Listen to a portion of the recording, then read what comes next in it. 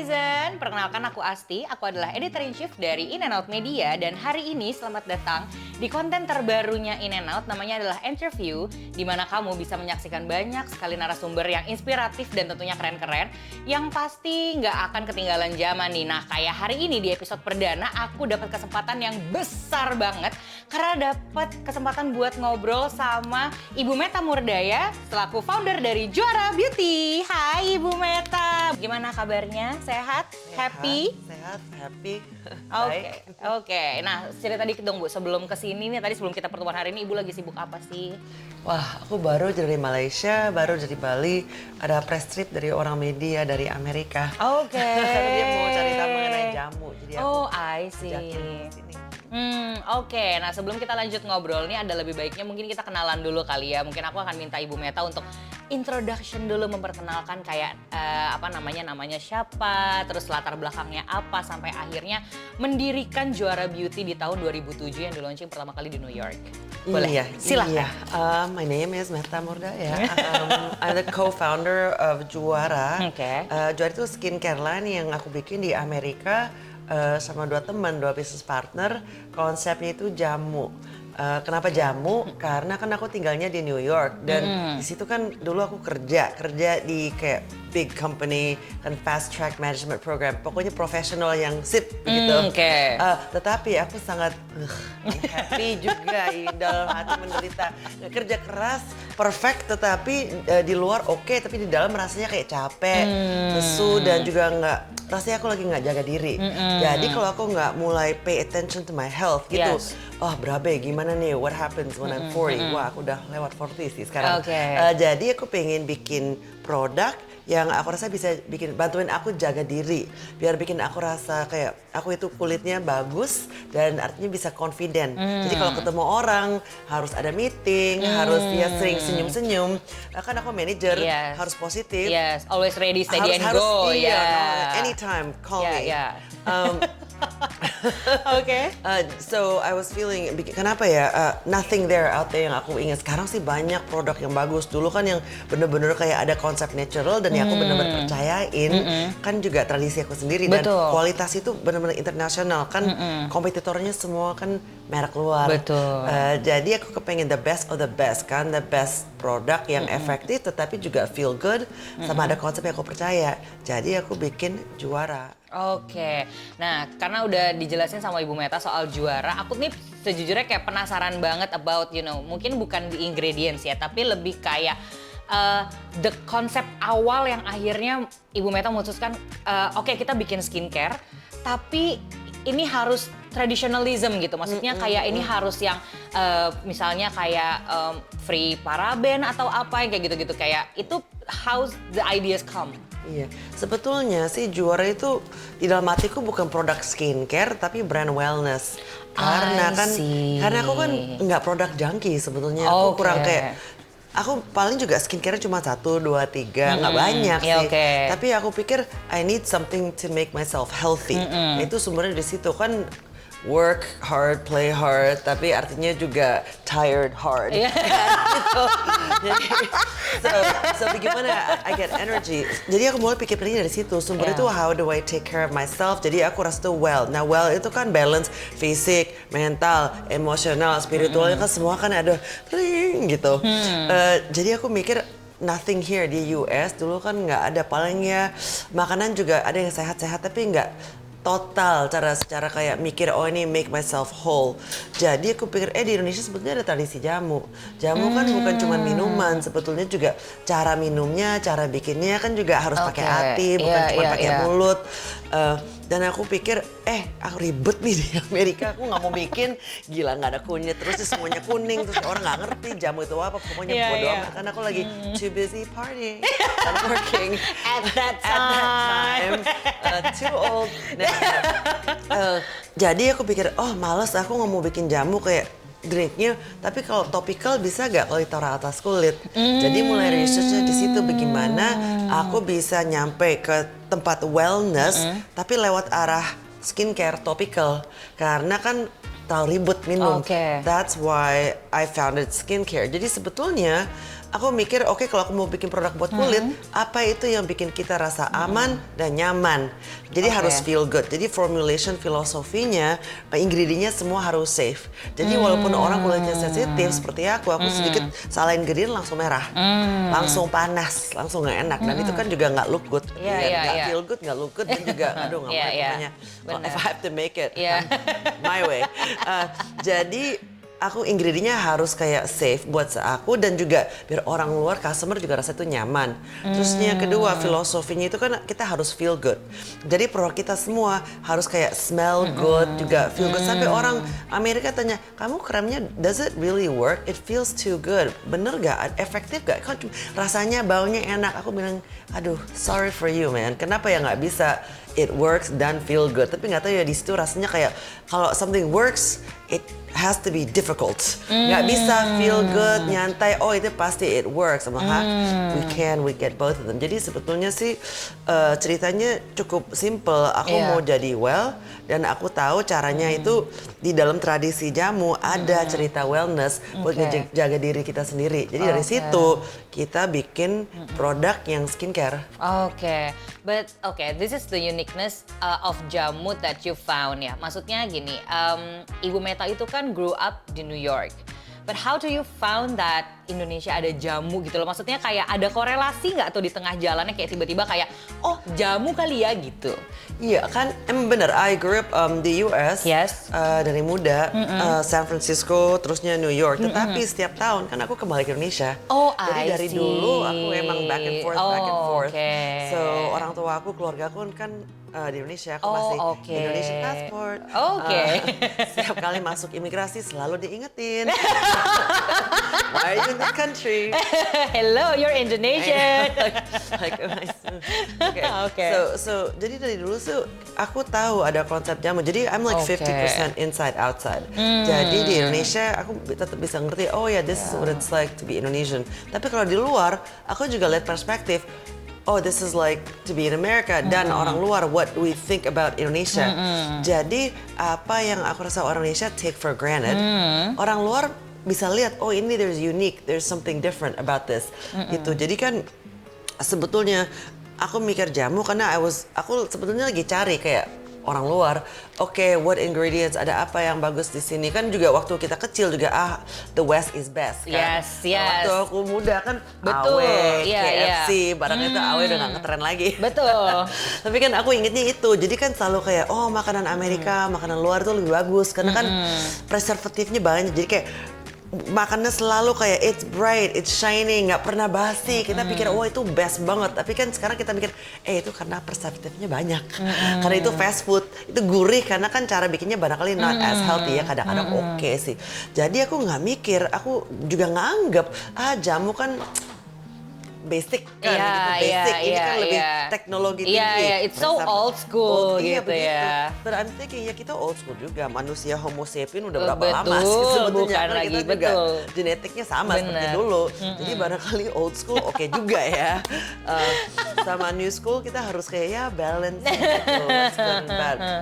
Jadi aku juga back to basics. Sebetulnya mikir-mikir di luar nggak ada. Jadi maybe we had it this whole time. Terusnya aku pikir-pikir dulu kan aku juga ingat sebagai anak kecil kepalanya dikasihin lidah buaya. Minyak kemiri supaya lebat. Aku pikir-pikir dari dulu kan udah ada kayak sistem buat kesehatan. Sama juga sepupu aku kan ke London, dia bawa jamu, dia nawarin mau jamu nggak? Aku bilang no thank you. Tapi aku pikir-pikir maybe there was something. Kok dia bisa sampai bawa ke London ya? Kalau nggak ada guna ngapain bawa ke London? Di London kan juga pasti ada banyak good things. Jadi sebetulnya sih rediscovery of things that we take for granted gitu.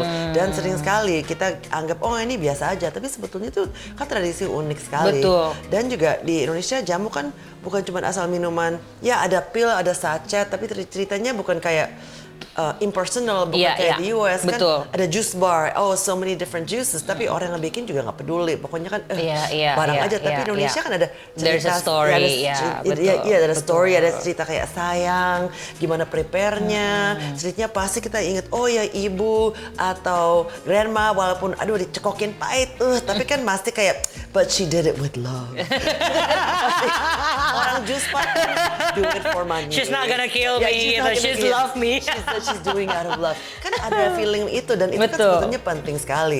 Jadi kalau kita jaga diri, skincare kayak apa, kayak makanan, kayak jamu, kayak kan wellness kan kita harus pikir do it out of love. Love ke diri sendiri atau love ke orang lain. Kita care sama orang.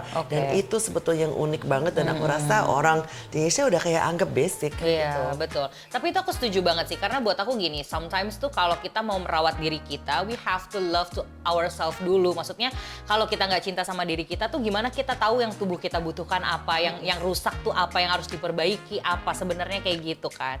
Nah, kalau kita ngomongin lagi soal juara nih. Berapa lama Ibu Meta menemukan formula akhirnya sampai this is it. Ini adalah formula terakhir yang akan menjadi basic ingredients untuk skincare kita gitu. Yang akhirnya dirilis gitu. Itu prosesnya berapa lama? Prosesnya kita sih cepat. Kalau formulanya barangkali 1 tahun. Kalau sebagai idenya buat produknya itu yang lebih lama. Kan step 1 kan harus tahu produk apa yang kita mau bikin.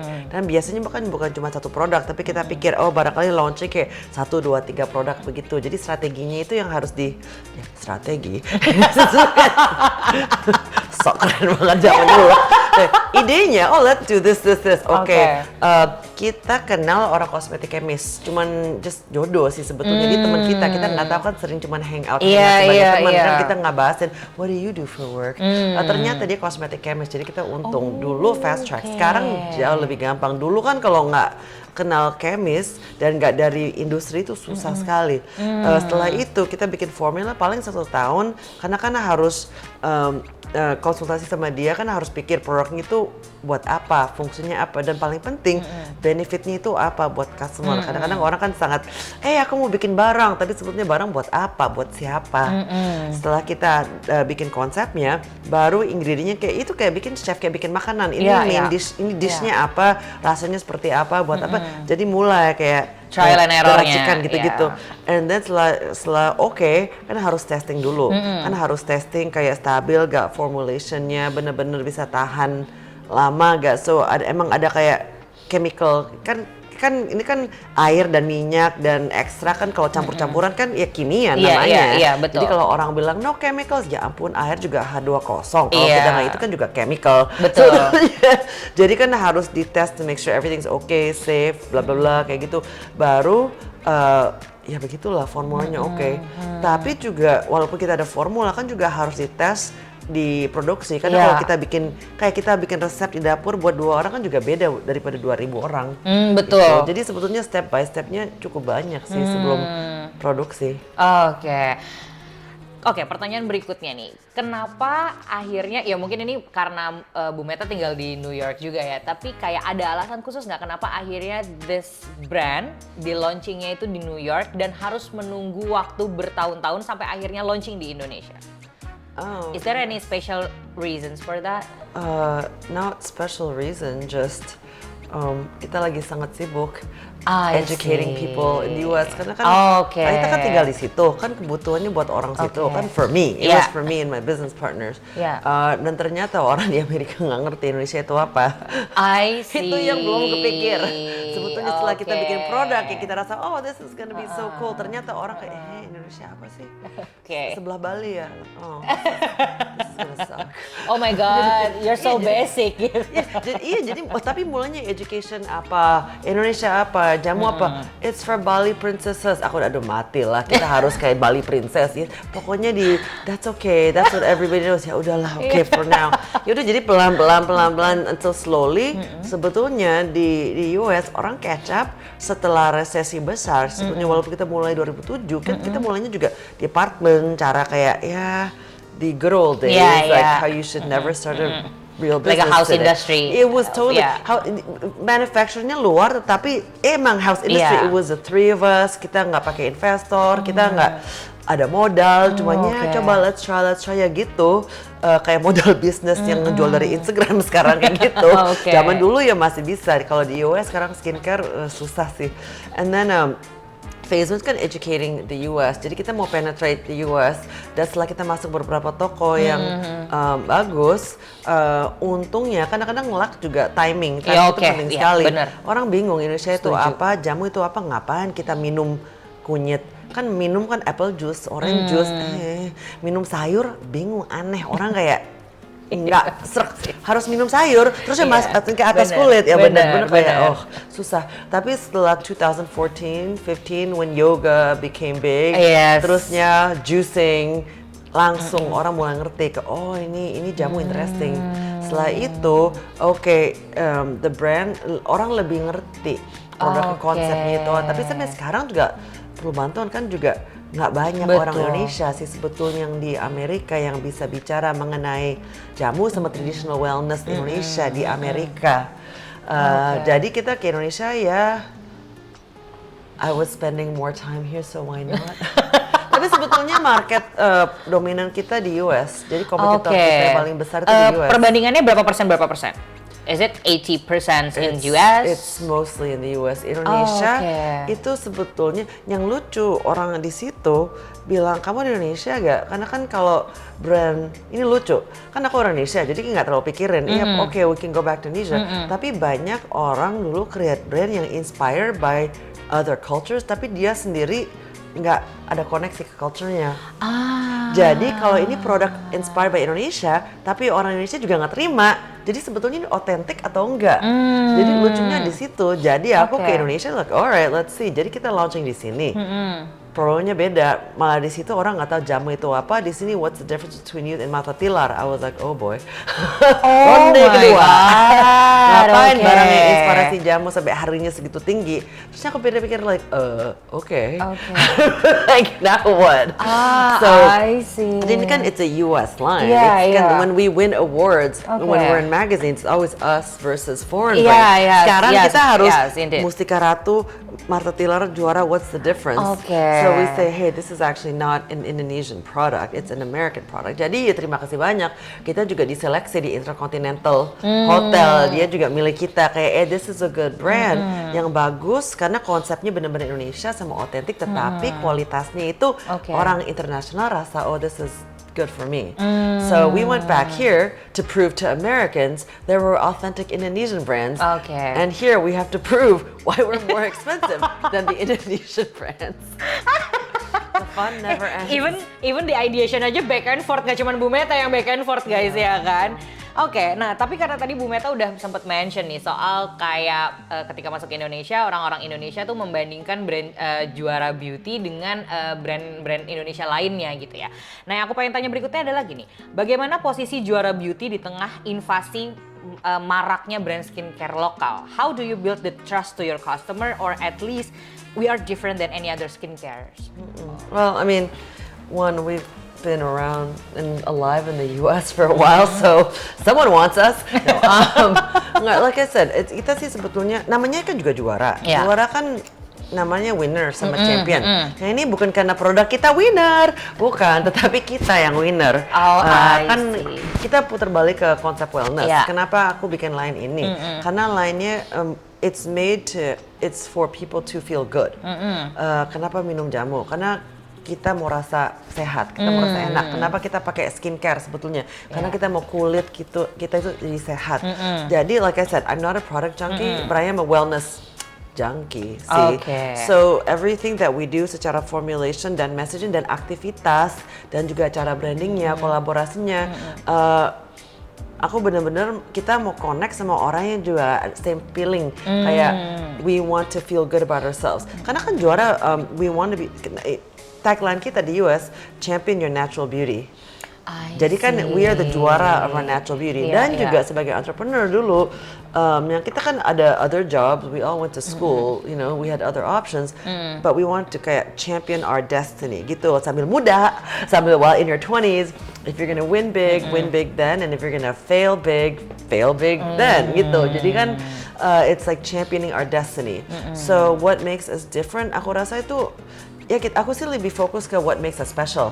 Kalau difference kan tergantung orang lain kan, you know. So but what makes us special is sebetulnya kita pikirin itu what makes you as a person feel good. Jadi semua formulationnya, aktivitasnya, cara distribusinya, message-nya, juga kolaborasinya kayak you know sama brand-brand jamu gitu. Bukan brand makeup. If you notice kita kolaborasi kebanyakan ke brand jamu, brand wellness, bukan brand makeover. Bukan kayak aku anti, aku kan juga pakai kosmetik, tapi kan misi kita to make you feel good. And I think itu beda karena itu lebih lebar. Bukan kita beda karena produk kita lebih bagus. Aku nggak mau. Okay, our products are pretty awesome. I'm not gonna lie. I'm gonna say that. You have to. You have to show off your products. Awesome. Tetapi juga aku recognize banyak orang juga yang ada inspirasi dan aspirasi to own their own skincare line. So I'm like supportive sih sebetulnya for business owners. Cuma yang beda kita, I'd say kita a wellness brand acting like a skincare brand. Gitu. I see. Nah itu tuh netizen ya buat kamu tuh mungkin kalau ada di antara kamu yang into banget sama skincare tuh dengerin tuh omongannya Ibu Meta Murda ya bahwa produk yang kamu pakai itu jangan cuman bermanfaat misalnya buat kulit kamu tapi juga bisa untuk self-nya diri kamu juga gitu karena kan mau gimana pun juga kalau misalnya badan kita itu kan bisa mendengar apa yang kita rasakan ya kalau aku tuh percaya dengan itu. Jadi kalau misalnya kamunya pakai skincare gitu ya tiap hari tapi kamunya stres mulu nah mungkin kamu butuh self healing guys gitu. Jadi utamanya kayak gitu sebenarnya ya. Dan juga skincare bisa bantu for that self healing. Karena kan sambil kita pakai skincare kan kita bisa kayak kasih positive affirmations. Kayak cleansing skin bukan cuma betul. Tapi cuma 30 detik juga cukup kayak I'm washing the stress of my face or atau I'm sad kayak I'm feeling my skin. Kayak my skin not bad, betul, you know, it feels good. Jadi bener-bener kayak get in touch with your own body kan. Bener. So proses itu aja proses kayak putting on your moisturizer. Kadang-kadang kan juga sambil ditekan-tekan gitu. Bener, setuju banget. Jadi walaupun kita stres, skincare rutin kita malah bisa nurunin stres. Gitu. Bener, oke. Produk pertama yang dirilis Juara Beauty pada saat itu apa? Candle Nut Body Cream. Dan sampai sekarang itu tetap one of the favorit. Oh gitu, oke. Anak pertama, always a favorite. Like me, just kidding. Oke, kenapa waktu itu akhirnya memilih untuk merilis produk itu dulu? Waktu pertama kali? I don't know. No, I think it's basic. Kan if you're launching a skincare line, yang basic kan ada, well now it's not basic. Dulu kita nggak mikir ya, jadi ada face product sama body product. Biasanya sekarang, and I don't know if I agree with this, tapi ini kasih contoh, wellness, kita pikirnya seluruh whole body. Kalau skincare harus milih face care atau body care. Yes, karena industrinya terpisah, yeah, face care, body care, hair care. Yeah, tapi kan same manusia kan, karena then you focus your marketing, kita face care, kan juga cara marketingnya beda dari body care gitu. Jadi for us, we made the classic mistake of doing satu face care, dua face care, satu body care gitu, or two body care. Tapi kan kita mau bikin body cream kan itu kan basic buat everyone can use it. Jadi all purpose. Kita mau bikin barang yang cover the basics. Jangan jadi zaman dulu kan you start with a general, terus you get specific. Zaman sekarang kita harus hero produk dulu. Satu, jadi banyak brand launching cuma 1, 2. Karena ongkos marketing sangat tinggi sekarang. Tapi dulu kita mau bikin produk yang semua orang bisa pakai. Dan kita inspirasinya itu Candle Nut kan kemiri.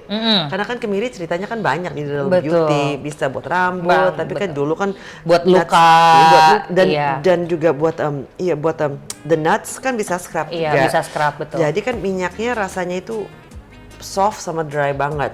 Di Amerika juga namanya cocoa nut sebetulnya. So kita mau bikin body cream yang feelingnya itu seperti minyak minyak kemiri yang itu enak banget karena kan kering, minyak it's a dry oil, nggak lengket dan cepet nyerap ke kulit. Terusnya fragrance-nya susah sih, kita barang 10-15 kali kita puter, kita kasih orang fragrance house di US, ini smells of Indonesia. And they made some, terusnya pas aku cium yang kita punya sekarang, yang the body cream, I was thinking, oh ini kayak Bali ya dulu waktu aku masih anak kecil. Jadi ada scent memory. Jadi ini trigger memory di Indonesia. Jadi aku tahu this is a fragrance yang benar-benar kayak it makes sense karena bukan cuma asal fragrance tapi buat aku sendiri aja there's a full of memory it's full of memories of Indonesia. So this is the real this works. So that's how we first started and until now it's still one of our best selling products. Oke. Nah, tadi tuh sebelumnya Ibu Meta udah sempat mention nih soal kayak tujuan utama pada saat bikin juara itu sebetulnya bukan bikin skincare, tapi karena beliau itu into wellness, akhirnya diwujudkan dalam bentuk skincare. Nah, sekarang aku mau nanya nih, kan di Indonesia itu kan iklimnya tropis ya, dan lembab juga. Jadi sebetulnya kalau untuk urusan skincare tuh yang dibutuhin sama orang Indonesia tuh utamanya apa Mbak Meta? It depends on your skin. Oke. Nggak kan Amerika orang pikir selalu dingin, tapi juga ada yang panas, ada yang kering, ada yang berlembab. Setiap orang kan jenis kulitnya beda. Kan ada dry, ada oily. Iya, ada yang kombinasi. Kalau ada kombinasi. Betul. Sensitif itu bukan skin type, itu kondisi. Kondisi, betul. Jadi any skin type bisa sensitif juga. Betul. Biasanya kalau tempat berlembab, what it does, paling juga the only difference I see kan setiap orang kulitnya emang beda, itu juga tergantung genetik. Tetapi kalau kondisi berlembab biasanya humidity-nya itu lebih tinggi. Betul. Kalau humidity lebih tinggi, keringetnya lebih banyak. Dan kalau minyaknya bisa keluar. So oily skin problems barangkali itu lebih banyak di sini daripada di tempat yang the air is dry. Jadi itu dry skin itu the environment dries your skin out. Humidity, sebetulnya the good thing about humidity itu it helps with anti-aging. Karena kan kalau humid kan selalu ada moisture. Jadi sebetulnya it's actually good for your skin. Oh iya juga. Jadi kalau orang kulitnya kering, kalau aku di Amerika aku harus pakai moisture lebih banyak karena aku di New York. Kan it's just drier there. Tapi kalau di summer juga humid banget. Aku nggak perlu pakai moisturizer. Jadi bagusnya, positifnya, humid areas is good for your skin. So maybe that's why we look younger. Tapi kan we're also in the equator. Jadi artinya mataharinya banyak. Jadi selalu harus pakai sunblock. Itu yang paling penting. Karena kan UV rays, walaupun kulit kita, I'm dark skin atau I'm inside all the time, kan jendela kan tetap betul, lampu itu juga betul. So, apalagi kalau orang nyetir, kadang-kadang kan kalau nggak tahu di Amerika sebelah ini, one arm will be darker than the other arm of the jendela. So usually problems like acne. Kalau orang udah oily skin, maybe issues like acne get to be a little bit worse. Kalau cowok kan kebanyakan problemnya juga acne sama rambut yang ingrown hairs. Sebetulnya kalau humidity itu it makes it actually easier biar nggak kering banget di sini. But what was the question? Yes. Berarti kan harus pakai sunscreen, terus udah gitu kayak pakai pelembab, meskipun udara yang lembab itu sebenarnya bagus banget buat kulit kita karena itu bisa anti-aging. Kayak gitu.